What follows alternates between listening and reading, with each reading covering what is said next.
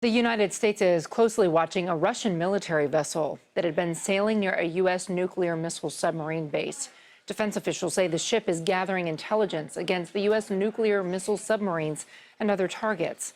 That ship's been tracked from the northern Atlantic near Canada since late August as it's made its way past Florida, very close to the coast there, and now past Cuba.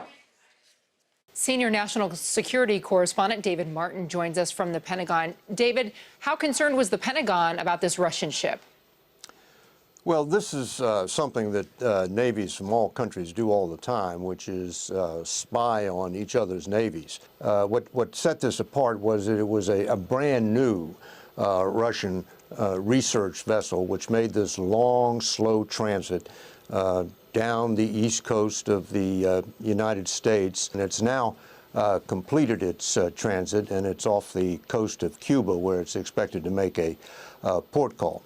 This research vessel had underwater submersibles with it, which would be capable of going down to the ocean floor and mapping out the undersea communications cables that connect the U.S. to its forces in Europe and around the world. So interestingly, here's President Obama in Alaska, and in the Bering Sea, you had Chinese warships there for the very first time, and this massive parade in China where they're showing off all of their military might. And at the same time, the Chinese president announces cutting forces by 300,000. I was struck by the odd timing there to show off how amazingly strong and massive your military is, and then to announce that you're cutting it by 300,000.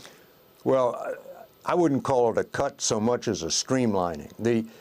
For decades, the Chinese military has relied on quantity rather than quality. It has a massive, massive army.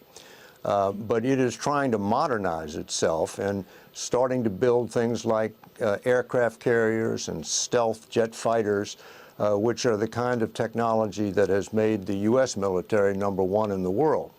And if it's going to do that, it has to take this outmoded army and make it much smaller. And that 300,000 cut is going to come mainly from the Army, and it's going to save a lot of money that can then be invested in more modern technology. And the purpose of this more modern technology is to build a force that is capable of keeping the United States further and further away from the Chinese mainland if it were ever to come to war. David Martin at the Pentagon. David, thank you. Sure thing.